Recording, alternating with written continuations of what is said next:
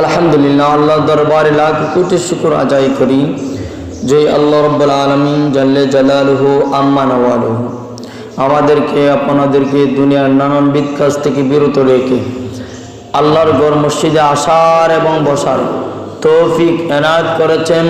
সেই মালিকে কায়নাতের দরবারে আমরা শুকর আদায় করি। সকলে বলেন আলহামদুলিল্লাহ। কারণ আল্লাহ রাব্বুল আলামিন আমাদেরকে অসংখ্য নিয়ামত দিয়েছেন, যার নিয়ামত খাইয়া আমরা এই পৃথিবীতে বিচরণ করতেছি, আমরা চলাফেরা করতেছি। যে আল্লাহ রাব্বুল আলামিন এত দুঃখ কষ্টের মধ্যে আল্লাহ রাব্বুল আলামিন আপনাদেরকে আমাদেরকে ভালো রেখেছেন, ঠিক কিনা? এর জন্য আল্লাহ রাব্বুল আলামিন বলেন লা ইন শাকারতুম লা আযীদান্নাকুম ওয়া লা ইন কাফারতুম ইন্না আযাবি লাশাদীদ। তোমরা আমার নিয়ামত পাইয়া শুকরিয়া আদায় করো, আমি তোমাদের নিয়ামতকে এবং কাজকে বাড়াইয়া দেবো, সুবহানাল্লাহ। তোমাদের রিজিককে বাড়াইয়া দেবো, সুবহানাল্লাহ। তোমাদের যে কাজগুলো আছে সম্পন্ন করার জন্য তোমরা নিয়ত করেছো, আমি পুরা করে দেবো, বলেন সুবহানাল্লাহ। এর জন্য আল্লাহর শুকরিয়া আদায় করার দরকার। যে আল্লাহ রাব্বুল আলামিন আমাদেরকে মায়া করিয়া সৃষ্টি করিয়াছেন, সেই আল্লাহ পারতে চান না যে আমার বান্দা কষ্টের মধ্যে থাকুক, আমার বান্দা কষ্ট করো। আল্লাহ রাব্বুল আলামিন চান যে আমার বান্দা দুনিয়াতে সুন্দরভাবে বিচরণ করুক এবং আমাকে ডাকুক, সুবহানাল্লাহ। এর জন্য আল্লাহর শুকরিয়া সর্ব অবস্থাতে আদায় করার দরকার। বিশেষ করে শুকরিয়া আদায় করার দরকার যা আমরা এত গুনাহ করার পরেও আল্লাহ রাব্বুল আলামিন আমাদেরকে মাফ করবেন, বলে সুবহানাল্লাহ। আমরা গুনাহ করতেছি কাইকে আমরা গুনাহ করতেছি পড়তে আমরা গুনাহ করতেছি কথায় আমরা গুনাহ করতেছি চোখের দ্বারায়, আমরা গুনাহ করতেছি পায়ের দ্বারায়, আমরা গুনাহ করতেছি হাতের দ্বারায়, আমরা গুনাহ করতেছি জবানের দ্বারায়, আমরা গুনাহ করতেছি জিহ্বার দ্বারায়, আমরা গুনাহ করতেছি কানের দ্বারায়, আমরা গুনাহ করতেছি অঙ্গ প্রত্যঙ্গের দ্বারা, ঠিক কিনা? এর জন্য আল্লাহ রাব্বুল আলামিন বলেন বান্দা যত গুনাহ করুক না কেন, যদি তুবু ইলাল্লাহি তাওবাতুন নাসুহা, যদি সত্যিকারে তাওবা করে আমি আল্লাহ রাব্বুল আলামিন ওই বান্দার গুনাহ খাতারে মাফ করে দিই, সুবহানাল্লাহ। আমার আল্লাহ রাব্বুল আলামিন ডাক দিয়ে বলেন, ও দুনিয়ার মানুষ, দুনিয়ার জমিনে তোমরা গুনাহ করতেছো, তোমরা কখনোই বলতে পারতেছো না, তোমাদের খবর নাই তোমরা কিভাবে গুনাহ করতেছো, একমাত্র আমি আল্লাহ রাব্বুল আলামিনই জানি। বান্দা যখন গুনাহ করে তখন বান্দার অন্তরে এতটুকু ভয় আসে না যে সেই গুনাহটা তো আমি করতেছি, সেই কাজটা তো খারাপ কাজ, সেই কাজটা তো গুনাহের কাজ, সেই কাজটা তো বদ কাজ, সেই কাজের মধ্যে আমি দাবিত হয়ে গেছি। বান্দার দেহানের মধ্যে দেমাকের মধ্যে কোনোভাবেই সেটা কখনোই প্রভাব পড়ে না। কিন্তু আমার আল্লাহ রাব্বুল আলামিন বলেন, বান্দা তুমি যখন রাস্তা দিয়ে হেঁটে যাও, মানুষের সাথে কথাবার্তা বলো, তখন বুঝতে হবে আমি যেই কথাটা বললাম সেই কথাটা আল্লাহর বিরোধ হয়ে গেছে কিনা। আল্লাহ রাব্বুল আলামিন বলেন, বান্দা তুমি যত কথা বলবা তত গুনাহ পরিমাণ বেড়ে যাবে, যত কথা কম বলবা আল্লাহ রাব্বুল আলামিন বলেন তত তোমার গুনাহ কম হবে, বলেন সুবহানাল্লাহ। আল্লাহ রাসূল সাল্লাল্লাহু আলাইহি সাল্লাম এক সাহাবী অতিরিক্ত কথা বলতেছে মসজিদের মধ্যে এসে, আল্লাহ রাসূল সাল্লাল্লাহু আলাইহি সাল্লাম বললেন, হে সাহাবী সুকুতান, তোমরা কথা বলো না, কেননা মসজিদের মধ্যে কথা বলা হারাম, ঠিক কিনা? মসজিদের মধ্যে কথা বলা হারাম। এছাড়াও তোমরা কথা বলো না যখন কোনো মজলিসের মধ্যে গিয়ে বসবা আর 2-4 জন একসাথে জড়িত হয়ে জমা হয়ে তোমরা কথা বলবা, তখন হুশে চিন্তা ধারণা করে কথা বলবা, কেননা আল্লাহ রাব্বুল আলামিন বলেন বান্দার কথার মধ্যেই গুনাহ হয়ে যায়। আল্লাহু আকবার। আল্লাহ রাব্বুল আলামিন কত সুন্দরভাবে হুঁশিয়ার করে দিয়েছেন, তাওবাতুন নাসুহা, যদি তোমরা সত্যিকারে তওবা করতে পারো তাহলে আমি আল্লাহ রাব্বুল আলামিন তোমার গুনাহ খাতের মাফ করে দেই। আল্লাহ রাব্বুল আলামিন বলেন, বান্দা তুমি যখন রাস্তা দিয়ে হেঁটে যাও, একজন মানুষ আরেকজন মানুষের দেখা সাক্ষাৎ হয়, তখন সর্ব অবস্থাতেই বালাবোরা জিজ্ঞাসা করা হয়, ঠিক কিনা? বালাবোরা জিজ্ঞাসা করা হয়, আপনি কেমন আছেন ইমাম সাহেব, আপনি কেমন আছেন? ইমাম সাহেব জিজ্ঞাসা, আপনি কেমন আছেন? তখন একরকম ভাবে কথাবার্তা আরম্ভ হইল। শয়তানে এসে আরেকটু কথাটাকে বাড়াইয়া দেই, এত ভালোভাবে কথাবার্তার মধ্যে শয়তান এমনভাবে মিঠা লাগাইয়া দিল, মিঠা কথায় কথায় এমনভাবে দুজনের মধ্যে, যেটাকে বলে হৃষ্টৃঙ্গমূলক কথা কিংবা ডংমূলক কথা, আমরা অনেকের সাথে ডং করি। আল্লাহ রাসূল সাল্লাল্লাহু আলাইহি ওয়াসাল্লাম বলছেন, ডং করবা সাবধান, স্মৃতিশীলভাবে মজাক হাসি ঠাট্টা করবা, স্মৃতিশীলভাবে তোমার আয়ত্তর ভিতর থেকে এমন মজাক হাসি ঠাট্টা বিকল্প করবা না যেই কথার কারণে অপর মুসলমান ভাই কষ্ট পেয়ে যায়। নাউজুবিল্লাহ। এর জন্য আমরা যখন কথা বলি তখন একজনের সাথে ডং করি অথবা কথাবার্তা বলি, মজাক হাসি করি। মজাক হাসি করার পর ওই ভাই যদি কষ্ট পেয়ে যায়, আপনার একটা জবানের কথার দ্বারার কারণে আপনি হয়তোবা মজাক হাসি করছেন, কিন্তু এই ভাইটা কষ্ট পেয়েছে, কষ্ট পাওয়ার কারণে আপনি গুনাহগার হয়ে গেলেন। এই গুনাহ আল্লাহ রাব্বুল আলামিন বলেন, বান্দা যখন এই গুনাহ করে ফেলে তখন সে কখনোই বুঝতে পারে না যে আমি এত বড় গুনাহ করেছি, ঠিক কিনা? আমরা মানুষের সাথে কথাবার্তা বলি, বালা কথাবার্তা কইছি, হ্যাঁ, বেশিরভাগ আল্লাহ রাসূল সাল্লাল্লাহু আলাইহি ওয়াসাল্লাম হযরত ওমর রাদিয়াল্লাহু তাআলা আনহু বললেন, ইয়া রাসূলুল্লাহ, ইয়া হাবিবাল্লাহ, আমরা যখন মানুষের সাথে কথাবার্তা বলবো কিভাবে বলবো? বললেন, হে ওমর, তুমি পুরুষ হইয়া পুরুষের সাথে কথাবার্তা বলবা, খুব সুন্দরভাবে নম্র ভদ্রভাবে কথাবার্তা বলবা, কিন্তু সেই কথার মধ্যে যদি ডংমূলক কথা, উস্কানিমূলক কথা অথবা মজাক হাসি ঠাট্টামূলক কথা এসে যায়, তখন তুমি গুনাহগার হয়ে যাবা। আর বিশেষ করে তোমাদেরকে সাবধান করে দিলাম, বিশেষ করে তোমরা মহিলাদের সাথে কম কথা বলবা। সুবহানাল্লাহ। কেন মহিলাদের সাথে কম কথা কেন বলবেন? আপনি গেলেন, একজনে বললেন, ভাইজান আপনি আসেন, আপনার সাথে কিছু কথা আছে। হয়তোবা আপনার সম্বন্ধে ছোট বোনও হতে পারে, হ্যাঁ, ছোট বোন হতে পারে, শাশি হতে পারে, মা হতে পারে, হ্যাঁ, খালা হতে পারে, শাশুড়ি হতে পারে, কিন্তু কথার মধ্যে একটা ডংমূলক কথা এসে গেছে, মজাক হাসিমূলক কথা এসে গেছে, আপনি হেসে দিলেন, কিন্তু সেই কথাটা যেন গুনাহগার হয়ে গেলেন, সেটা আপনার জেহানের মধ্যে দিমাগের মধ্যে আসে নাই। এর জন্য বলছেন মহিলাদের সাথে যত কম কথা বলা যায়, কেননা মহিলাদের সাথে যখন কথা বলা হয়, শয়তানে আল্লাহ রাব্বুল আলামিনের সাথে ওয়াদা করছিল যে আমি বান্দাদেরকে ধোঁকা দেবই, তখন শয়তান আরো বেশি সুযোগ পায়। আজকে কিতাবের মধ্যে দেখলাম যে মহিলাদের মধ্যে কথা বলা হয়, হওয়ার পর যদি অতিরিক্ত কোনো কথামূলক হয়ে যায়, মজাক হাসিমূলক কথা হয়ে যায়, তাহলে কবিরা গুনাহ হয়ে যায়। বলেন নাউজুবিল্লাহ। এর জন্য আল্লাহ রাব্বুল আলামিন বলেন, তাওবাতুন নাসুহা, এর মানে হলো যদি বান্দা গুনাহ করার পর সে অনুতপ্ত হয়ে যায়, তাহলে আমি আল্লাহ রাব্বুল আলামিন সেই বান্দা অনুতপ্ত হওয়ার কারণে, তার কথাটা দিমাগে আসার কারণে, দিলের মধ্যে গাতার কারণে আমি আল্লাহ রাব্বুল আলামিন ওই বান্দার তওবাকে কবুল করে নিই। সুবহানাল্লাহ। শুধু কি তওবা করা, আমরা নামাজ পড়িয়া কিংবা তওবা করলাম আস্তাগফিরুল্লাহ ইন্নাল্লাহু গফুরুর রহিম, আল্লাহ দুই গালে চক্কর না দিলাম গালের মধ্যে যে আমার মাফ করে দাও, এটা তওবা নয়।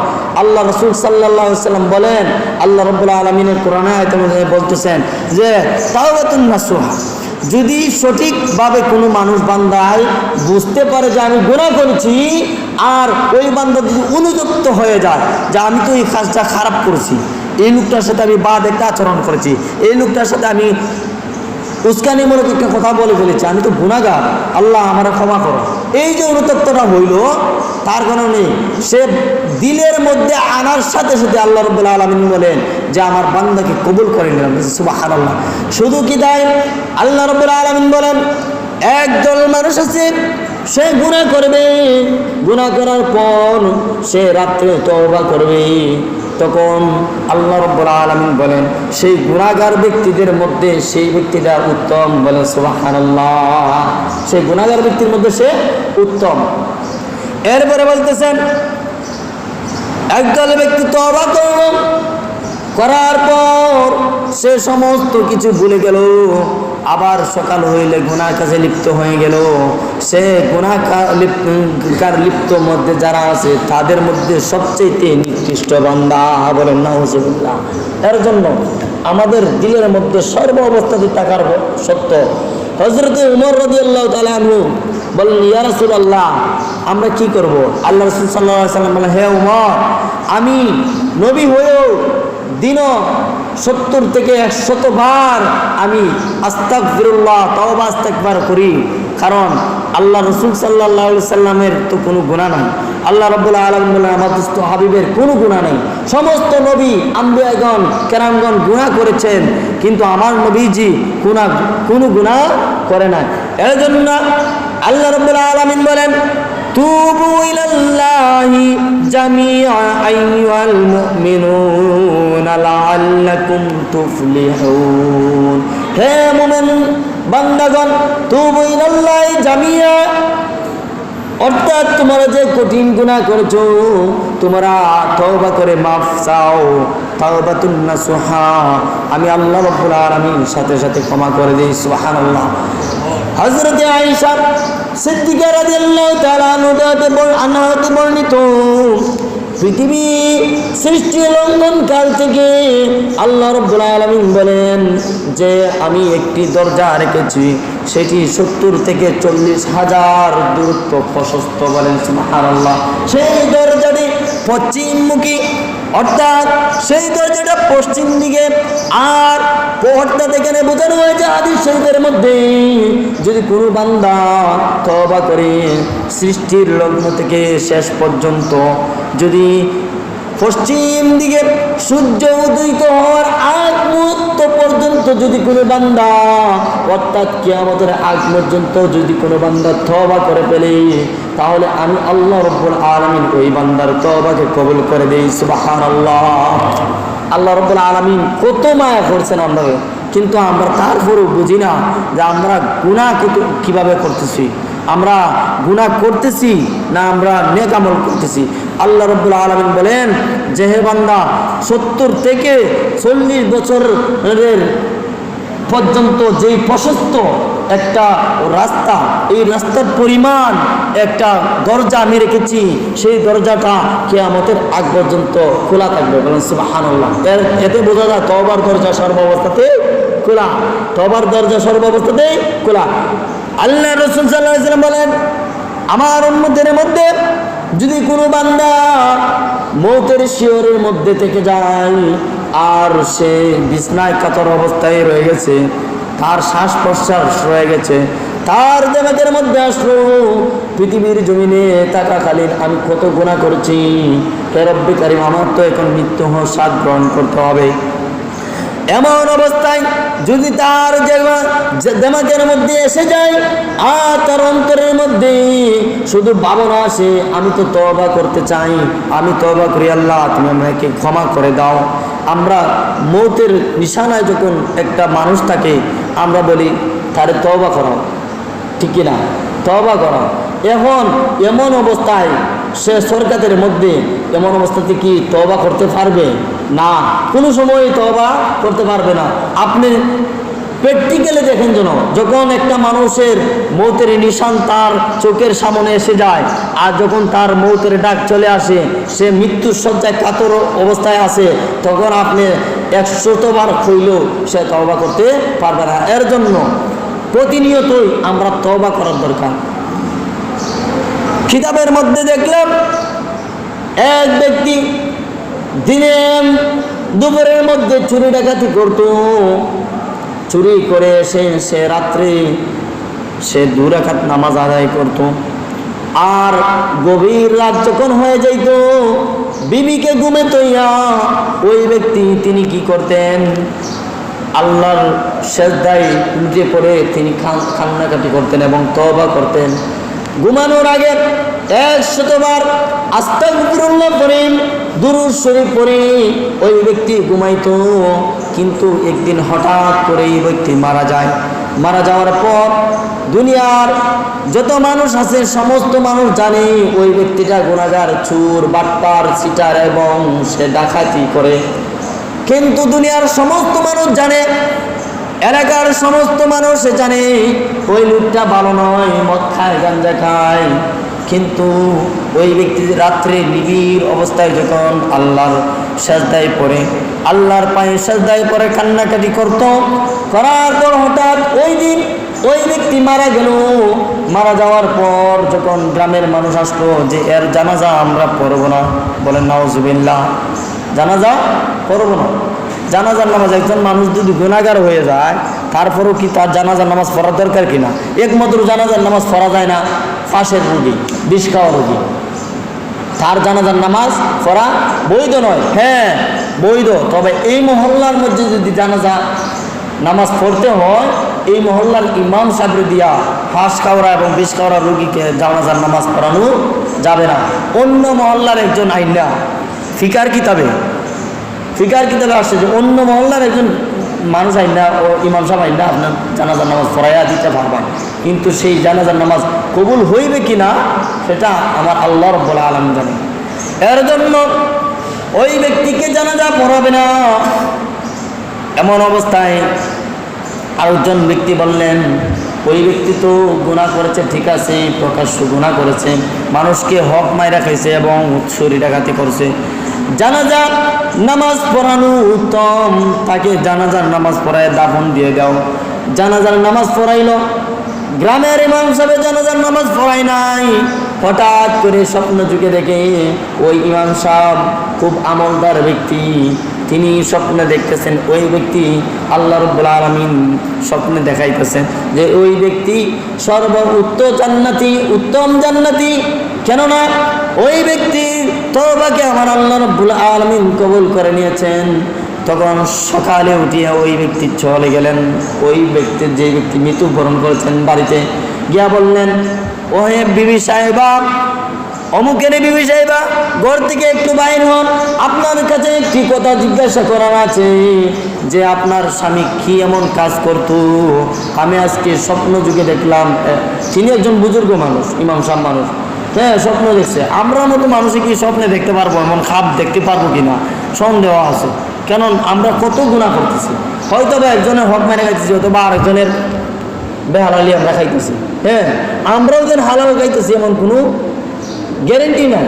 কারণ হঠাৎ বাজারে গেলে দেখা যায় আরেকজনের, এমন আলিমও দেখছি আরেকজনের বাদাম লইতেছে কিংবা একটা ফল লইতেছে, হুজুর খাইয়া দেখুন, আমরা কি ধরে চেক করি, খাইয়া বাদে লাস্টে দাম ফুরাইয়া বাজার আনি না। এটা কি ঠিক হইল? খাইলা আবাদে কইলা, মিঠা লাগলেও কইলা যে ঠেঙ্গা, মিঠা লাগলেও ঠেঙ্গা, কারণ আনার নিয়ত নাই। আচ্ছা, এইরকমভাবে ব্যক্তিকে জিজ্ঞাসা করলেন, মহিলাজি কেমন বললেন, আমার জানা মতো আমার স্বামী কোনো আমল করে নাই, তবে একটা জিনিস, আমার স্বামী যখন রাত্রে ঘুমাইতেন তিনি মনে মনে কি যেন বলতেন আর তওবা ইস্তিগফার করতেন, আর গভীর রাত্রে আমাকে ঘুমাতে হইয়া উনি আল্লাহর দরবারে কান্নাকাটি করতেন, সাজদায় লুটিয়া। বলেন সুবহানাল্লাহ। আল্লাহর ওই ওলি বলতেছেন, আমি আজকে স্বপ্নে দেখছি আল্লাহ রাব্বুল আলামিন ওই ব্যক্তিকে জান্নাতে দাখিল করে দিয়েছে। বলেন সুবহানাল্লাহ। এর জন্য আমার উদ্দেশ্য হলো যে আমরা যতই গুনাহ করি রাত্রে আমরা তওবা করতাম। কারণ রাত্রে যখন তওবা করি, ওমর রাদিয়াল্লাহু তাআলা আনহুর হাদিসে আসছে, ওই বান্দাকে তওবাকারী গুনাহগার বান্দা থেকে সবচেয়ে উত্তম বান্দা হিসেবে যেই বান্দা গুনাহ করে নাই সেই বান্দার চাইতে আরো উত্তম হিসেবে ওই বান্দাকে কবুল করে। বলেন সুবহানাল্লাহ। এর জন্য আমরা যেই কাজে করি, আমরা 5 ওয়াক্ত নামাজ পড়ি, আমরা 5 ওয়াক্ত নামাজ পড়তাম, কিন্তু যারা আমরা পড়তে পারি না, আমাদের ভাগ্যের পরিহাস, অনেকে সংসারের ঝামেলা করতে পারি না, কাম কাজে দুনিয়াবি লোভ লালসায় আমরা পড়ে গেছি। হ্যাঁ 5 ওয়াক্ত নামাজ আদায় করতে পারি না, কিন্তু আল্লাহর দরবারে তওবা করতে পারবো। এই সুযোগটা তো আল্লাহ রাব্বুল আলামিন আমাদেরকে দিয়েছেন। ঘুমাইবার আগে আমরা 100 বার দুরূদ শরীফ পড়ব, 100 বার দুরূদ শরীফ পড়ব, 100 বার আস্তাগফিরুল্লাহ পড়ব। এরপরে কিছু সূরা কেরাত যেগুলো আমরা জানি না আমরা ঘুমাইব, শরীরে ফুফা দিয়া ঘুমাইব ইনশাল্লাহ। এমনও আছে আমরা এই রাত্রে মৃত্যুবরণও করতে পারি, ঠিক কিনা? আল্লাহ রাব্বুল আলামিন তো আমাদেরকে 1 সেকেন্ডও জিগে না। আল্লাহ রাসূল সাল্লাল্লাহু আলাইহি সাল্লামের এক সাহাবী জিজ্ঞেস করতেছেন, ইয়া রাসূলুল্লাহ, মৃত্যু কতটুকু দূর? আল্লাহ রাসূল সাল্লাল্লাহু আলাইহি সাল্লাম বললেন যে তোমরাই বলো কতটুকু দূর, মৃত্যু কতটুকু। হাদিসটা বলে শেষ করলেন যে মৃত্যু কতটুকু দূর, যে তোমরাই বলো। এক সাহাবী বলতেছেন যে আপনার আমার যতটুকু দূর অতটুকু। বললেন না, বলেন তুমি বলো। যে ইয়া রাসূলুল্লাহ, আপনাকে যতটুকু মহব্বত করি তার চাইতে আরো কাছে। বলেন না। আর সাহাবী বলতেছেন, ইয়া রাসূলুল্লাহ, আমি কি বলবো? বললেন বলো যে আমরা চোখের পাতিটা একবার মারার সাথে সাথে যতটুকু পরিমাণ সময় লাগে ততটুকু দূর। বললেন ঠিক আছে, মৃত্যুর পরিমাণ চোখের পলক মারবার আগেই তোমার মৃত্যু এসে যাবে, তুমি বলতে পারবা না। এর জন্য সম্ভব অবস্থাতে আমরা তওবা করতাম। আল্লাহ রাব্বুল আলামিন যাতে আমাদেরকে কবুল করেন, তওবা করার তৌফিক দান করেন। ওয়া আখিরু দাওয়ানা আলহামদুলিল্লাহি রাব্বিল আলামিন।